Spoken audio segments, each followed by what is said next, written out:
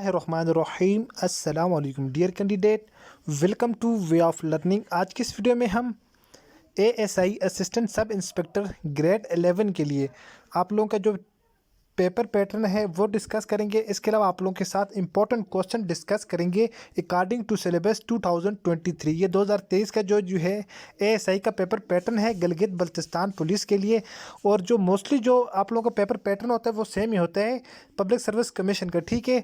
तो अगर किसी भी पुलिस में अगर आप लोगों ने अप्लाई किए हुए एज एएसआई तो आप लोगों के लिए क्वेश्चन मोस्ट इंपॉर्टेंट और हेल्पफुल होने वाले। सबसे पहले पेपर पैटर्न डिस्कस कर लेते हैं, उसके बाद इंशाल्लाह कुछ मोस्ट इंपॉर्टेंट पास्ट पेपर वाले सबसे पहले क्वेश्चन डिस्कस करेंगे और उसके बाद डे बाय डे आप लोगों के अकॉर्डिंग टू सिलेबस आप लोगों के साथ जो क्वेश्चन यहाँ से शेयर किए जाएंगे।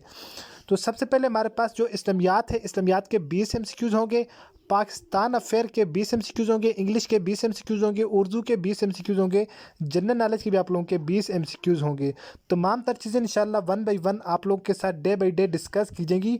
तो आप लोगों ने वीडियो को लाइक कर देना है और चैनल को भी आप लोगों ने सब्सक्राइब करके साथ बेल आइकन के बटन को नोटिफिकेशन ऑल कर देनी है, ताकि इसी तरह एएसआई यानी असिस्टेंट सब इंस्पेक्टर से रिलेटेड आने वाली टेस्ट प्रिपरेशन की वीडियो और कुछ भी नई इन्फॉर्मेशन से रिलेटेड वीडियो सबसे पहले आप लोगों तक पहुंचती रहे।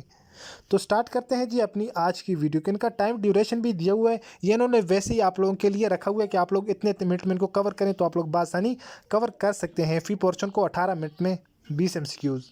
तो यहाँ पर इन्होंने एक चीज़ और भी मेंशन की हुई है, the minimum marks required to pass written test part 1 shall be 14 out of maximum possible marks 100। यहाँ पर लिखा हुआ है कि आप लोगों को पार्ट 1 है ये जो आप लोगों का, इसमें आप लोगों को 100 में से 14 मार्क्स आप लोगों को लेने होंगे पासिंग के लिए। लेकिन आप लोगों ने पासिंग मार्क्स नहीं हासिल करने, बल्कि आप लोगों ने ज़्यादा से ज़्यादा नंबर हासिल करने ताकि आप लोगों की सिलेक्शन हो जाए।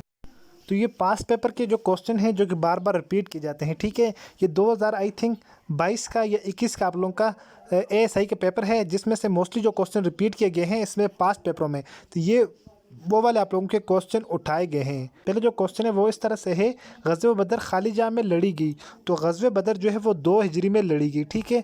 तो इसके बाद जो ग़ज़वे बदर से रिलेटेड कुछ इन्फॉर्मेशन है। ग़ज़वे बदर 17 रमज़ान मुबारक 2 हिजरी को लड़ी गई। ग़ज़वे बदर में मुसलमानों की तादाद कितनी थी? तो अक्सर ये एमसीक्यूज़ भी आ जाता है, तो 313 थी। ग़ज़वे बदर में टोटल जो है 14 मुसलमान शहीद हुए, जबकि 70 जो काफिर हैं वो कत्ल हुए और 70 को कैदी बना लिया गया। तो अक्सर इससे रिलेटेड क्वेश्चन आ जाते हैं। तो ये तमाम तर चीज़ें आप लोगों के लिए मोस्ट इंपॉर्टेंट हैं। नेक्स्ट जो क्वेश्चन है जी, कुरान मजीद में सबसे छोटी सूरत कौन सी है? तो कुरान मजीद में जो सबसे छोटी सूरत है वो सूरतुल कौसर है, जबकि कुरान मजीद की जो सबसे बड़ी सूरत है तो सूरतुल बकरा है, ठीक है। तो जिसकी कुल आयात 286 हैं। कुरान मजीद की सबसे लंबी आयत भी सूरतुल बकरा में ही मौजूद है।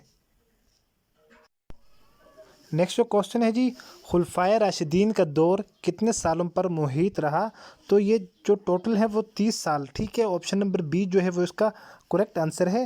हज़रत अबू बकर सिद्दीक़ रज़ियल्लाहु ताला अन्हा तकरीबन 2 साल 2 माह इनका जो है वो दौर रहा। हज़रत उमर फ़ारूक रज़ियल्लाहु ताला अन्हा का तकरीबन 10 साल रहा। हज़रत उस्मान गनी रज़ियल्लाहु ताला अन्हा का तकरीबन 12 साल रहा। और इसी तरह हज़रत अली रज़ियल्लाहु ताला अन्हा का दौर मुबारक तकरीबन 6 साल रहा। तो ये टोटल मिला कर जो टोटल 30 हो जाते हैं। अगर इनमें से किसी एक के रिलेटेड पूछा जाए तो आप लोग इसका आंसर प्रोवाइड कर सकते हैं। तो इसके बाद एक और जो क्वेश्चन था जी, ये करंट अफेयर का क्वेश्चन था, the hero in the film war is. तो एक फ़िल्म जो फिल्म वार आप लोगों ने आई थिंक देखी भी होगी। तो इसका जो फिल्म का हीरो था उसका नाम जो था उसका नाम शान था। Option number C is correct answer. इसके बारे में शॉर्ट डिटेल लिखी हुई है। War movie was released on 16 October 2023।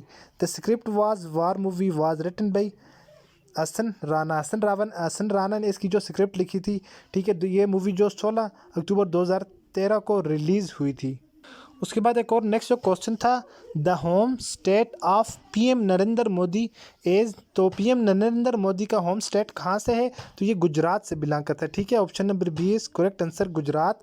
तो नरेंद्र मोदी जो है ये 14 प्राइम मिनिस्टर ऑफ इंडिया है। नरेंद्र मोदी जो है belong to Bharatiya Janata party, BJP से इसकी जो पार्टी है वो बीजेपी है। इसके अलावा नेक्स्ट जो क्वेश्चन है जी, the Senate of Pakistan has खालिजा मेंबर। तो पाकिस्तान के जो सेनेट है उसके कितने मेंबर हैं? तो सेनेट के अरकान की तादाद एक 100 होती है। ठीक हो गया जी। शार्ट डिटेल में हम देखते हैं, पंजाब के 23, सिंध के 23, KPK से भी 23, बलूचिस्तान से भी 23, जबकि फेडरल के 4 और फाटा के भी 4। ये टोटल मिलाकर कितने हो जाते हैं हमारे पास? 100 हो जाते हैं। ठीक हो गया जी। इसके अलावा नेक्स्ट जो क्वेश्चन था जी, ई कामर्स इज, तो ई कामर्स क्या है? ये ई कामर्स एक ऑनलाइन ट्रेड थे। ठीक है, so option number A is the correct answer. ये आप लोगों को कामर्स की एजुकेशन में सिखाया जाता है। तो ई कामर्स ये बेसिकली एक ऑनलाइन ट्रेड वगैरह है, तिजारत है ऑनलाइन। ठीक है, तो इसलिए जो ई कामर्स से बिलोंग करती है। इसके अलावा ये एक और क्वेश्चन आया हुआ था आप लोगों के पेपर में, मलाला यूसुफजई एज, तो मलाला यूसुफजई कौन थी?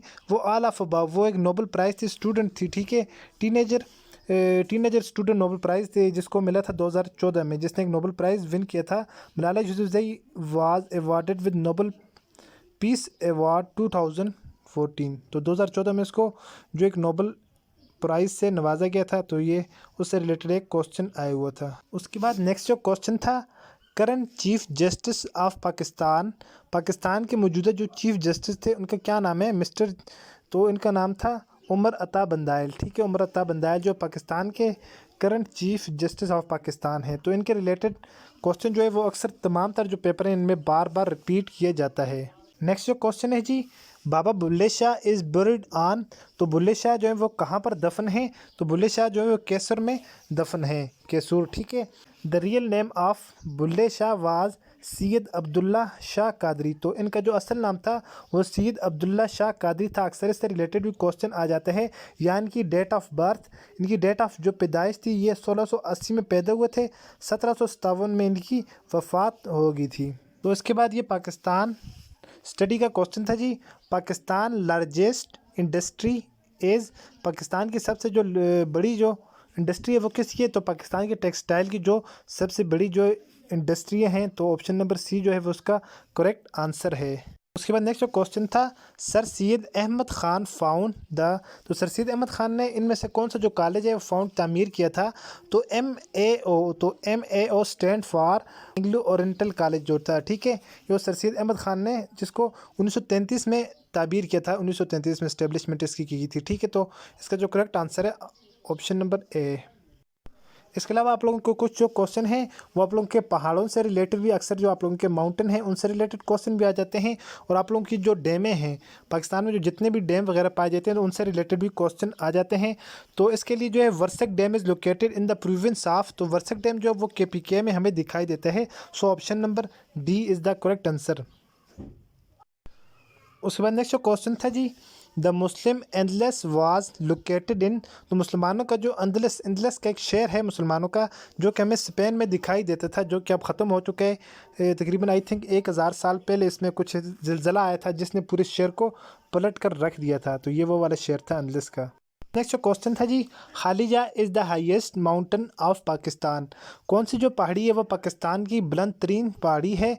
तो माउंटेन है, पहाड़ है। ठीक है जी, K2 जो वो पाकिस्तान का बुलंद तरीन पहाड़ है, पाकिस्तान का पहले नंबर का, जबकि पूरी दुनिया का दूसरे नंबर पर जो K2 है वो बुलंद तरीन पहाड़ है। K2 की जो ऊंचाई है, इसकी जो हाइट है वो 8611 किलोमीटर है। K2 is the second highest mountain of the world, ये दुनिया की दूसरी बुलंद तरीन चोटी है। तो K2 का जो दूसरा नाम है इसको अक्सर एक और नाम से याद किए जाते हैं, गॉडविन ऑस्टिन के इसको नाम से भी जाना जाता है। तो अक्सर पेपर में ये क्वेश्चन आ जाता है, the second name of K2 is Godwin Austen है, इसको कहा जाता है। आई होप कि ये वीडियो आप लोगों को पसंद आई होगी। तो आज के लिए इतना ही है, ये जनरल से डिस्कशन थी। इंशाल्लाह कल के बाद हम एक मुसलसल एक वे पर अपनी ASI के रिटन टेस्ट की तैयारी करेंगे। तो मिलते हैं नेक्स्ट वीडियो में, अपनी दुआ में याद रखिएगा। अल्लाह हाफिज़।